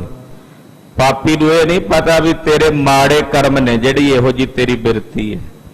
ਕਹਿੰਦਾ ਮੇਰੇ ਕੋਈ ਪੂਰਬਲੇ ਜਨਮ ਦੇ ਚੰਗੇ ਭਾਗ ਜਾਗ ਪਏ ਨੇ। ਬਨੋ ਗੁਰੂ ਹੋਏ ਸਿੱਖ ਜਾਨ, ਬਸ ਹੁਣ ਮੈਂ ਤਾਂ ਗੁਰੂ ਬਣਿਆ ਹੀ ਬਣਿਆ ਸਮਝੋ। ਹੁਣ ਤਾਂ ਮੈਂ ਸਾਰੇ ਸਿੱਖ ਜਗਤ ਵਿੱਚ ਗੁਰੂ ਬਣ ਕੇ ਆਪਣੀ ਪੂਜਾ ਕਰਵਾਵਾਂਗਾ। ਪੁਨ ਸੁਤ ਮਿਹਰਵਾਨ ਬਿਦਤੇ ਤੇ ਹੈ, ਮੇਰੇ ਤੋਂ ਬਾਅਦ ਮੇਰਾ ਪੁੱਤਰ ਮਿਹਰਵਾਨ ਗੁਰੂ ਬਣੇਗਾ। ਅਨਗਨ ਤਨ ਭੋਗੇ ਸੁਖ ਦਾਨ, ਅਣਗਿਣਤ ਧਨ ਦਾ ਦਾਨ ਮੇਰਾ ਪੁੱਤਰ ਵੀ ਭੋਗੇਗਾ, ਮੈਂ ਵੀ ਭੋਗ ਸੁਖ ਪ੍ਰਾਪਤ ਕਰਾਂਗਾ। ਉਤ ਚੰਦੂ ਅਵਸਰ ਕੋ ਚਾਹਤ, ਉਧਰ ਚੰਦੂ ਰੋਜ਼ ਕੋਈ ਨਾ ਕੋਈ ਦਾ ਤੱਕਦਾ ਵੀ ਕਿਵੇਂ ਕੋਈ ਸਮਾਂ ਬਣੇ ਤੇ ਮੈਂ ਬਾਦਸ਼ਾਹ ਨਾਲ ਗੱਲ ਕਰਾਂ। ਰੋਜ਼ ਚੰਦੂ ਬਾਦਸ਼ਾਹ ਕੋਲ ਜਾਂਦਾ ਤੇ ਮੌਕਾ ਤਾੜਦਾ। ਸ਼ਾਹ ਪ੍ਰਸੰਨ ਬਾਤ ਲੈ ਮਾਨ, ਕਿ ਕਦੋਂ ਬਾਦਸ਼ਾਹ ਦਾ ਮੂਡ ਖੁਸ਼ ਹੋਵੇ, ਬਾਦਸ਼ਾਹ ਦਾ ਵਧੀਆ ਜਿਹਾ ਮੂਡ ਹੋਵੇ ਤੇ ਮੈਂ ਉਹਦੇ ਨਾਲ ਗੱਲ ਕਰਾਂ ਤੇ ਉਹ ਮੇਰੀ ਗੱਲ ਮੰਨ ਲਵੇ। ਕਰ ਫਰੇਬ ਅਵਕਾਸ਼ ਪਾਏ ਕਰ, ਇਦਾਂ ਹੀ ਇੱਕ ਦਿਨ ਬਤੀਤ ਕਈ ਦਿਨ ਬੀਤ ਗਏ। ਇੱਕ ਦਿਨ ਇਹਨੇ ਫਰੇਬ ਪਾ ਕੇ ਬਾਦਸ਼ਾਹ ਕੋਲ ਬੈਠਿਆਂ ਗੱਲਾਂ ਬਾਤਾਂ ਕਰਦਿਆਂ ਵੇਖਿਆ ਵੀ ਅੱਜ ਬਾਦਸ਼ਾਹ ਬੜਾ ਖੁਸ਼ ਮਿਜਾਜ ਮੂਡ ਵਿੱਚ ਬੈਠਾ ਹੈ। ਉਹਦੇ ਕੋਲ ਬੈਠ ਕੇ ਤੁਰ ਕੇਸ਼ਰ ਸੋ ਕੀਨ ਬਖਾਨ, ਬਾਦਸ਼ਾਹ ਨੇ ਕਿਤੇ ਸੁਭਾਵਕ ਕਹਿ ਦਿੱਤਾ, ਗਰਮੀਆਂ ਦੇ ਦਿਨ ਸੀ, ਕਹਿੰਦਾ ਗਰਮੀ ਬਹੁਤ ਪੈ ਰਹੀ ਹੈ। ਬਸ ਇੱਥੋਂ ਹੀ ਮੌਕਾ ਲੱਭ ਗਿਆ ਚੰਦੂ ਨੂੰ ਗੱਲ ਕਰਨ ਦਾ। ਉਸੇ ਵੇਲੇ ਦਾ ਦਾ ਆ ਗਿਆ, ਬੋਲਿਆ, ਕਹਿਣ ਲੱਗਾ, ਹਜ਼ਰਤ ਸੁਨੋ ਰਹੇ ਬੋ ਦਿੱਲੀ, ਕਹਿੰਦਾ ਬਾਦਸ਼ਾਹ ਸਲਾਮਤ ਸੁਣੋ, ਤੁਹਾਨੂੰ ਦਿੱਲੀ ਵਿੱਚ ਰਹਿੰਦਿਆਂ ਕਈ ਮਹੀਨੇ ਬੀਤ ਗਏ ਨੇ, ਤੁਸੀਂ ਨਿਕਲੇ ਹੀ ਨਹੀਂ ਦਿੱਲੀੋਂ ਬਾਹਰ। ਇਹ ਦਿੱਲੀ ਸ਼ਹਿਰ ਹੈ, ਤੁਸੀਂ ਇੱਥੇ ਕਿੰਨੇ ਸਮੇਂ ਤੋਂ ਇੱਥੇ ਹੀ ਹੋ, ਮਹਿਲ ਦੇ ਵਿੱਚ ਹੀ, ਇੱਥੋਂ ਤੁਸੀਂ ਕਿਤੇ ਬਾਹਰ ਨਿਕਲੇ ਹੀ ਨਹੀਂ। ਸਮੋ ਬਿਤਾਇਓ ਬਸੇ ਮਾਨ, ਇੱਥੇ ਹੀ ਬਹੁਤ ਸਾਰਾ ਸਮਾਂ ਤੁਸੀਂ ਬਤੀਤ ਕਰ ਦਿੱਤਾ। ਫਿਰ ਨੋ ਦੇਸ਼ ਅਸ਼ੇਸ਼ ਆਪਨੇ, ਤੁਹਾਡੇ ਜਿਹੜਾ ਵੱਡਾ ਦੇਸ਼ ਹੈ, ਤੁਹਾਨੂੰ ਆਪਣੇ ਦੇਸ਼ ਵਿੱਚ ਫਿਰ ਕੇ ਵੀ ਵੇਖਣਾ ਚਾਹੀਦਾ। ਇਹ ਨਹੀਂ ਵੀ ਤੁਸੀਂ ਦਿੱਲੀ ਬੈਠੇ ਰਹੋ, ਤੁਹਾਨੂੰ ਤਾਂ ਆਪਣਾ ਸਾਰਾ ਦੇਸ਼ ਫਿਰ ਕੇ ਵੀ ਵੇਖਣਾ ਚਾਹੀਦਾ ਹੈ। ਸੁਧ ਕੋ ਲੇਹੋ ਪਨਾ ਜਹਾਨ, ਇਹ ਜਹਾਂ ਪਨਾ ਤੁਹਾਨੂੰ ਤਾਂ ਸਾਰੇ ਹਿੰਦੁਸਤਾਨ ਦੀ ਸੁਧ ਲੈਣੀ ਚਾਹੀਦੀ ਹੈ ਫਿਰ ਕੇ। ਵੱਡੇ ਤੁਮਾਰੇ ਵਿਚਰਤ ਜਿਤ ਕਿਤ, ਤੁਹਾਡੇ ਜਿਹੜੇ ਵੱਡੇ ਵਡੇਰੇ ਨੇ ਉਹ ਵੀ ਫਿਰਦੇ ਰਹਿੰਦੇ ਸੀ। ਤੁਹਾਡੇ ਵੱਡੇ ਵਡੇਰੇ ਅਕਬਰ, ਹੁਮਾਯੂੰ, ਬਾਬਰ ਵਰਗੇ ਉਹ ਵੀ ਸਾਰੇ ਦੇਸ਼ ਵਿੱਚ ਫਿਰਦੇ ਰਹਿੰਦੇ ਸਨ। ਗਰਮੀ ਸਮੇਂ ਗਮੇ ਕਸ਼ਮੀਰ, ਆ ਜਿਹੜਾ ਗਰਮੀ ਦਾ ਮੌਸਮ ਹੈ, ਇਹਨਾਂ ਦਿਨਾਂ ਵਿੱਚ ਤਾਂ ਤੇਰੇ ਵਡੇਰੇ ਕਸ਼ਮੀਰ ਜਾ ਕੇ ਰਹਿੰਦੇ ਸੀ ਠੰਡੇ ਮੌਸਮ 'ਚ। ਗਰਮੀਆਂ ਦੇ ਦਿਨ ਉਹਨਾਂ ਕਸ਼ਮੀਰ ਕੱਟਣੇ, ਉੱਥੋਂ ਦੀਆਂ ਵਾਦੀਆਂ 'ਚ ਸਰਦੀਆਂ ਦੇ ਮਾਹੌਲ ਨੂੰ ਉੱਥੇ ਮਾਣਨਾ, ਠੰਡ ਦਾ ਅਹਿਸਾਸ ਕਰਨਾ। ਜਦੋਂ ਫਿਰ ਮੌਸਮ ਬਦਲਣਾ ਤੇ ਫਿਰ ਆਉਣਾ ਇੱਧਰ ਵਾਪਸ ਦਿੱਲੀ। ਬਾਦਸ਼ਾਹ ਜੀ ਤੁਸੀਂ ਤਾਂ ਦਿੱਲੀੋਂ ਹੀ ਨਹੀਂ ਨਿਕਲਦੇ, ਇੱਥੇ ਤਾਂ ਗਰਮੀ ਹੋਣੀ ਆ। ਤੁਹਾਡਾ ਐਡਾ ਵੱਡਾ ਦੇਸ਼ ਹੈ, ਕਸ਼ਮੀਰ ਤੁਹਾਡੇ ਦੇਸ਼ ਦਾ ਸਵਰਗ ਹੈ, ਤੁਹਾਨੂੰ ਉੱਥੇ ਜਾਣਾ ਚਾਹੀਦਾ। ਤੁਹਾਡੇ ਵਡੇਰੇ ਉੱਥੇ ਜਾਂਦੇ ਰਹੇ ਨੇ। ਕਰੇ ਸੈਲ ਮਗ ਸੈਲਨ ਕੇਰੀ। ਉੱਥੇ ਜਾ ਕੇ ਤੁਹਾਡੇ ਜਿਹੜੇ ਵੱਡੇ ਵਡੇਰੇ ਨੇ ਕੇਸਰ ਘੋਲ ਪੀਂਦੇ ਸੀ, ਔਰ ਉਹ ਆਪਣੇ ਆਨੰਦ ਜਿਹੜੇ ਬਾਦਸ਼ਾਹੀ ਦੇ ਚੋਜ ਹੁੰਦੇ ਆ ਬਾਦਸ਼ਾਹਾਂ ਦੇ, ਉਹ ਉੱਥੇ ਜਾ ਕੇ ਮਾਣਦੇ ਸੀ। ਤੁਸੀਂ ਤਾਂ ਇੱਥੇ ਦਿੱਲੀ ਬੈਠੇ ਸ਼ਰਾਬ ਹੀ ਪੀਵੀ ਜਾਂਦੇ ਹੋ। ਬਾਹਰ ਨਿਕਲੋ, ਕੁਝ ਕਸ਼ਮੀਰ ਦੇ ਇਲਾਕੇ ਵਿੱਚ ਜਾ ਕੇ ਸੈਲ ਕਰੋ। ਉੱਥੇ ਤੁਹਾਡੇ ਵੱਡੇ ਵਡੇਰੇ ਸੈਲ ਕਰਦੇ ਨੇ, ਤੁਹਾਨੂੰ ਵੀ ਕਰਨੀ ਚਾਹੀਦੀ ਹੈ। ਜਹਾਨ ਧਰਤੀ ਤਪਤ ਅਧੀਰ। ਬਾਦਸ਼ਾਹ ਇੱਥੇ ਤੱਤੀ ਲੂ ਚੱਲਦੀ ਆ, ਪਰ ਉੱਥੇ ਨਹੀਂ ਕੋਈ ਗਰਮੀ। ਉੱਥੇ ਤਾਂ ਬੜਾ ਵਧੀਆ ਸਰਦ ਜਿਹਾ ਮੌਸਮ ਹੈ। ਗਨ ਮੇਵਨ ਕੇ ਬਿਟਪਨ ਦੇਖਤ। ਤੁਹਾਡੇ ਭਾਂਤ ਭਾਂਤ ਦੇ ਖਾਣ ਨੂੰ ਮੇਵੇ ਆਉਣਗੇ। ਕਸ਼ਮੀਰ ਤਾਂ ਮੇਵਿਆਂ ਦਾ ਘਰ ਹੈ। ਵਧੀਆ ਵਧੀਆ ਖਾਣ ਨੂੰ ਉੱਥੇ ਫਲ ਨੇ, ਮੇਵੇ ਨੇ, ਜਿਹੜੇ ਉੱਥੇ ਤੁਹਾਨੂੰ ਛਕਣ ਲਈ ਤਾਜ਼ੇ ਮਿਲਣਗੇ। ਮਨ ਪਾਵਤ ਪੈਰਤ ਬਰ ਚੀਰ। ਇੱਥੇ ਤੁਹਾਨੂੰ ਕੱਪੜਾ ਵੀ ਬਰੀਕ ਧਾਗੇ ਦਾ ਪਾਣਾ ਪੈਂਦਾ, ਫਿਰ ਵੀ ਗਰਮੀ ਲੱਗਦੀ ਹੈ। ਉੱਥੇ ਜਿਹੋ ਜੇ ਮਰਜ਼ੀ ਕੱਪੜੇ ਬਸਤਰ ਪਾਓ, ਹੰਡਾਓ, ਕਿਉਂਕਿ ਮੌਸਮ ਠੰਡਾ ਹੈ। ਜਿਹੋ ਜਿਹਾ ਬਸਤਰ ਪਾਓਗੇ ਉਦਾਂ ਦਾ ਹੀ ਤੁਹਾਡੇ ਤਨ ਨੂੰ ਸੁੱਖ ਦੇਵੇਗਾ। ਜਿਮ ਇੱਕ ਥਲ ਜਲ ਰੋਕੇ ਉਹ ਬਿਗਰੇ। ਬਾਦਸ਼ਾਹ ਸਲਾਮਤ ਤੇ ਨੀਤੀ ਵੀ ਕਹਿੰਦੀ ਹੈ ਕਿ ਬਾਦਸ਼ਾਹ ਨੂੰ ਇੱਕ ਜਗ੍ਹਾ ਤੇ ਨਹੀਂ ਟਿਕ ਕੇ ਬੈਠੇ ਰਹਿਣਾ ਚਾਹੀਦਾ, ਉਹਨੂੰ ਆਪਣੇ ਸਾਰੇ ਦੇਸ਼ ਦਾ ਰਟਨ ਕਰਨਾ ਚਾਹੀਦਾ। ਜੇ ਪਾਣੀ ਇੱਕ ਜਗ੍ਹਾ ਤੇ ਖਲੋਤਾ ਰਹੇ ਨਾ, ਤੇ ਇੱਕ ਜਗ੍ਹਾ ਤੇ ਖਲੋਤਾ ਪਾਣੀ ਗੰਦਗੀ ਪੈਦਾ ਹੋ ਜਾਂਦੀ, ਉਹਦੇ ਚ ਸੜਾਣ ਪੈਦਾ ਹੋ ਜਾਂਦੀ, ਖੜੇ ਪਾਣੀ ਵਿੱਚ ਕੀੜੇ ਮਕੋੜੇ ਪੈਦਾ ਹੋ ਜਾਂਦੇ, ਜਾਲਾ ਪੈ ਜਾਂਦਾ ਹੈ। ਤਿਮ ਤੁਮਰੋ ਇੱਕ ਥਲ ਮੈਂ ਬਾਸ। ਬਾਦਸ਼ਾਹ ਲੋਕ ਵੀ ਜੇ ਇੱਕੋ ਜਗ੍ਹਾ ਤੇ ਟਿਕੇ ਰਹਿ ਜਾਣ ਤੇ ਉਹ ਠੀਕ ਨਹੀਂ ਹੁੰਦਾ, ਦੇਸ਼ ਦੇ ਹਿੱਤ ਵਿੱਚ ਨਹੀਂ ਹੁੰਦਾ। ਫਿਰ ਦੇਸ਼ ਵਿਗੜ ਜਾਂਦਾ, ਲੋਕ ਮਨਮਰਜ਼ੀਆਂ ਕਰਨ ਲੱਗ ਪੈਂਦੇ ਨੇ। ਜਿਹੜੇ ਸੂਬਿਆਂ ਦੇ ਨਵਾਬ ਨੇ, ਉਹ ਸੂਬੇਦਾਰ, ਉਹ ਨਵਾਬ ਆਪਣੀਆਂ ਮਰਜ਼ੀਆਂ ਕਰਦੇ ਨੇ। ਬਾਦਸ਼ਾਹ ਨੇ ਕਿਹੜਾ ਹੋਣਾ ਸਾਡੇ ਵੱਲ? ਜੇ ਤੂੰ ਜਾਏਗਾ, ਉਹਨਾਂ ਕੋਲ ਮਿਲੇ ਗਿਲੇਗਾ, ਉਹਨਾਂ ਨੂੰ ਡਰ ਰਹੇਗਾ, ਉਹਨਾਂ ਅੰਦਰ ਤੇਰਾ ਭੈ ਰਹੇਗਾ। ਤੇਜ ਹੀ ਨ ਹੋਏ ਤਰਾਸਤ ਨੈ ਨਰ। ਔਰ ਜੇ ਬਾਦਸ਼ਾਹ ਇੱਕ ਜਗ੍ਹਾ ਤੇ ਹੀ ਬੈਠਾ ਰਹੇ, ਜਾਵੇ ਹੀ ਨਾ ਕਿਤੇ, ਤੇ ਉਹ ਤੇਜ ਤੋਂ ਰਹਿਤ ਹੋ ਜਾਂਦਾ। ਫਿਰ ਲੋਕ ਉਹਦਾ ਡਰ ਨਹੀਂ ਮੰਨਦੇ। ਦੁਨੀਆ ਦੇ ਲੋਕਾਂ ਵਿੱਚ, ਪ੍ਰਜਾ ਵਿੱਚ ਫਿਰ ਉਸ ਬਾਦਸ਼ਾਹ ਦਾ ਭੈ ਨਹੀਂ ਹੁੰਦਾ। ਨਹੀਂ ਪ੍ਰਤਾਪ ਵਿਸਾਲ ਪ੍ਰਕਾਸ਼। ਨਾ ਹੀ ਉਹਦਾ ਪ੍ਰਤਾਪ ਸੰਸਾਰ ਦੇ ਵਿੱਚ ਪ੍ਰਕਾਸ਼ ਦਾ ਹੈ। ਅਬ ਸੂਰਿਆ ਕੀ ਚੰਡ ਕਿਰਨ ਪੀ।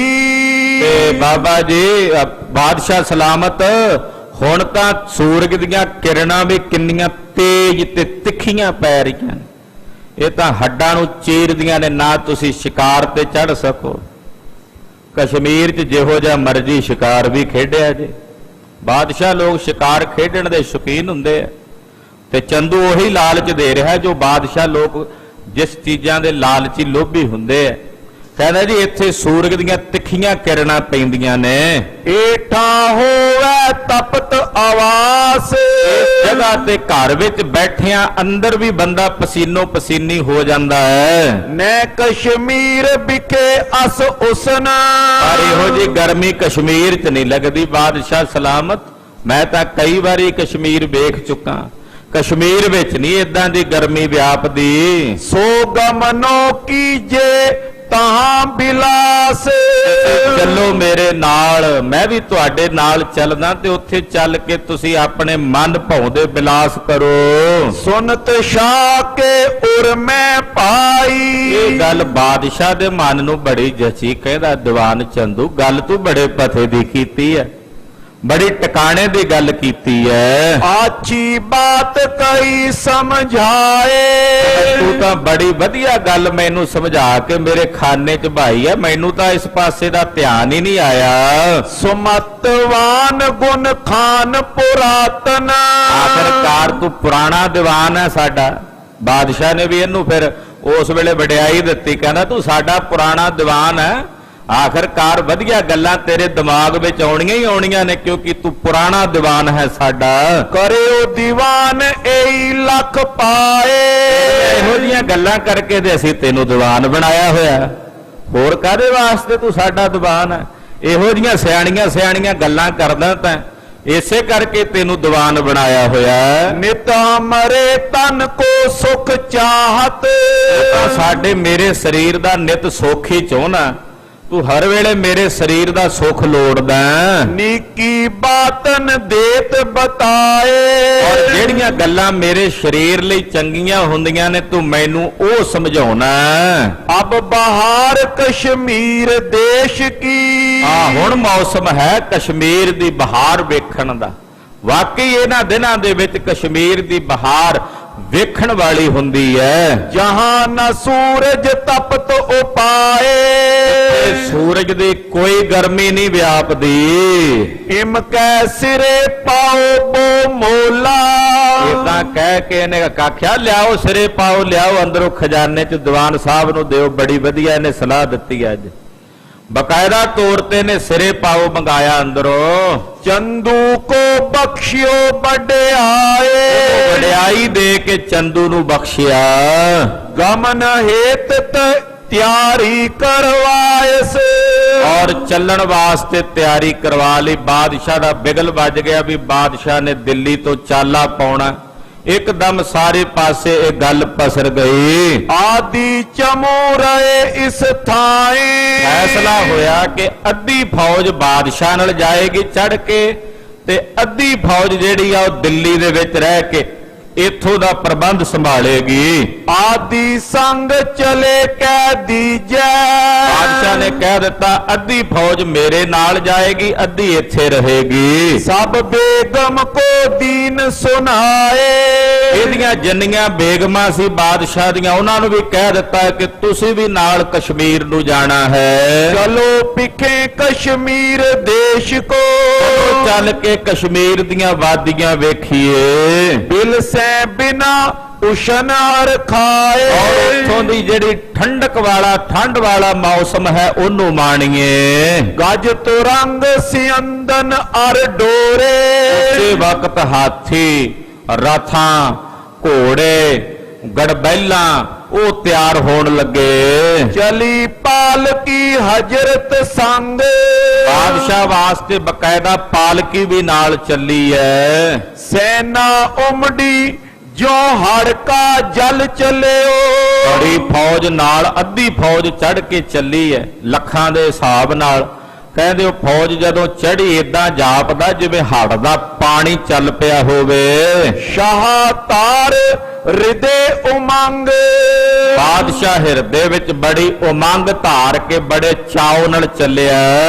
ਚੰਦ ਬਿਲੰਦ ਆਨੰਦ ਧੋਏ ਕੈ, ਚੰਦੂ ਬੜਾ ਖੁਸ਼ ਹੋ ਰਿਹਾ, ਚੰਦੂ ਬੜਾ ਪ੍ਰਸੰਨ ਹੋ ਰਿਹਾ ਵੀ ਮੇਰੀ ਮਨ ਭਾਉਂਦੀ ਹੋ ਰਹੀ ਹੈ।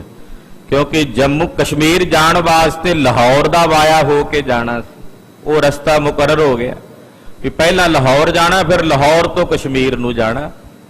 ਇਹ ਰਸਤਾ ਤੈਅ ਕੀਤਾ ਸੀ ਚੰਦੂ ਨੇ ਜਾਣ ਵਾਸਤੇ, ਤੇ ਚੰਦੂ ਬੜਾ ਖੁਸ਼ ਹੋ ਰਿਹਾ ਹੈ। ਦੋਤਾ ਦੇਖਤ ਕਰ ਮਨ ਭੰਗ, ਆਪਣੀ ਲੜਕੀ ਵੱਲ ਵੇਖਦਾ ਤੇ ਇਹਦਾ ਮਨ ਦੁਖੀ ਵੀ ਹੁੰਦਾ ਹੈ। ਦੇਹੋਂ ਬਿਆ ਕਹਿ ਲਿਓ ਪ੍ਰਾਨ, ਸੋਚਦਾ ਜਾਂ ਤਾਂ ਮੈਂ ਇਹਨੂੰ ਵਿਆਹਾਂਗਾ ਗੁਰੂ ਹਰਗੋਬਿੰਦ ਸਾਹਿਬ ਨਾਲ, ਜਾਂ ਫਿਰ ਗੁਰੂ ਅਰਜਨ ਦੇਵ ਸਾਹਿਬ ਦੇ ਪ੍ਰਾਣ ਲਵਾਂਗਾ। ਤੋ ਮੁਝ ਕੋ ਸੁਖ ਹੋਏ ਸਰਬੰਗ, ਤਾਂ ਮੇਰੇ ਸਾਰੇ ਅੰਗਾਂ ਵਿੱਚ ਸੁੱਖ ਵਰਤੇਗਾ, ਤਾਂ ਮੇਰੇ ਹਿਰਦੇ ਨੂੰ ਠੰਡ ਪਵੇਗੀ। ਸ਼ਾਹ ਸੰਗ ਚੜ ਚਲਿਓ ਮਤੰਗੈ, ਇਦਾਂ ਬਾਦਸ਼ਾਹ ਦੇ ਨਾਲ ਹਾਥੀ ਤੇ ਸਵਾਰ ਹੋ ਕੇ ਚੰਦੂ ਚੱਲਿਆ। ਤੇਰਾ ਕਰਤ ਚਲਤ ਪੁਨ ਪ੍ਰਾਤ, ਔਰ ਸਵੇਰੇ ਸਵੇਰੇ ਚੱਲ ਪੈਂਦੇ ਚਲਦਿਆਂ ਚਲਦਿਆਂ, ਕਿਉਂਕਿ ਗਰਮੀਆਂ ਦਾ ਦਿਨ ਸੀ ਤੇ ਬਹੁਤਾ ਪੈਂਡਾ ਨਹੀਂ ਤੈਅ ਹੁੰਦਾ, ਥੋੜਾ ਥੋੜਾ ਪੈਂਡਾ ਤੈਅ ਕਰਦੇ ਆਉਂਦੇ ਨੇ। ਕਬ ਹਜਰਤ ਗਜ ਪਰ ਚੜ ਚਾਲੈ, ਜਹਾਂਗੀਰ ਕਦੇ ਹਾਥੀ ਤੇ ਸਵਾਰ ਹੋ ਕੇ ਚੱਲਦਾ ਹੈ, ਕਬ ਤੁਰੰਗ ਪਰ ਉਰ ਹਰ ਖਾਤ, ਕਦੇ ਘੋੜੇ ਤੇ ਸਵਾਰ ਹੋ ਕੇ ਬੜੀ ਖੁਸ਼ੀ ਨਾਲ ਜਾਂਦਾ ਹੈ, ਕਬੋਂ ਪਾਲਕੀ ਬੈਠਤ ਗਮਨਤ, ਕਈ ਵਾਰ ਪਾਲਕੀ 'ਚ ਬਹਿ ਕੇ ਜਾਂਦਾ ਹੈ, ਜਮੋ ਅਨਿਕ ਉਮਰਾਵ ਪ੍ਰਿਆਤ, ਕਈ ਵਾਰੀ ਰੱਥ ਤੇ ਸਵਾਰ ਹੋ ਕੇ ਜਾਂਦਾ, ਆਪਣੀ ਮਰਜ਼ੀ ਨਾਲ ਸਵਾਰੀ ਬਦਲਦਾ ਰਹਿੰਦਾ ਹੈ। ਇਹਦੇ ਨਾਲ ਇਹਦੀਆਂ ਫੌਜਾਂ ਵੀ ਬੜੇ ਚਾਅ ਨਾਲ ਜਾ ਰਹੀਆਂ ਨੇ। ਬਾਜੇ ਬਜੇ ਛੁੱਟੇ ਬਹੁ ਤੋਪੇ ਅਨੇਕਾਂ ਵਾਜੇ ਵੱਜੇ। ਬਾਦਸ਼ਾਹ ਦੇ ਚੱਲਣ ਦੀ ਗੱਲ ਸੀ, ਤੋਪਾਂ ਦੀਆਂ ਛਲਖਾਂ ਦਿੱਤੀਆਂ ਗਈਆਂ। ਕੌਂਸੇ ਤੁੰਕਾਰਤ ਮਗ ਜਾਤ ਨਗਾਰੇ ਵੱਜਦੇ ਜਾ ਰਹੇ ਨੇ ਰਸਤੇ ਵਿੱਚ।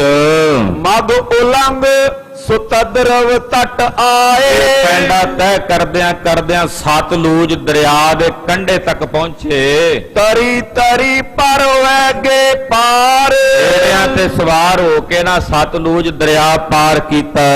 ਗਨ ਨੋਕਾਇਤ ਲਸ਼ਕਰ ਇਕੱਠੀ ਕਿਉਂਕਿ ਲਸ਼ਕਰ ਬੜਾ ਵੱਡਾ ਸੀ, ਬਹੁਤ ਸਾਰੀਆਂ ਬੇੜੀਆਂ ਇਕੱਠੀਆਂ ਕਰਕੇ ਉੱਥੋਂ ਪਾਰ ਹੋਏ। ਬੋ ਕੇਵਟ ਮਿਲ ਗਏ ਉਤਾਰ ਕਈ ਕੇਵਟਾਂ ਮਲਾਵਾਂ ਨੇ ਫੌਜ ਨੂੰ ਪਾਰ ਉਤਾਰਿਆ। ਸਨੇ ਸਨੇ ਵਿੱਚ ਦੇਸ਼ ਦੁਆਬੇ ਚਲਦਿਆਂ ਚਲਦਿਆਂ ਸਤਲੁਜ ਪਾਰ ਕਰਕੇ ਦੁਆਬੇ ਦੇ ਇਲਾਕੇ ਵਿੱਚ ਦੁਆਬੇ 'ਚ ਫਿਰਦੇ ਜਾ ਰਹੇ ਨੇ।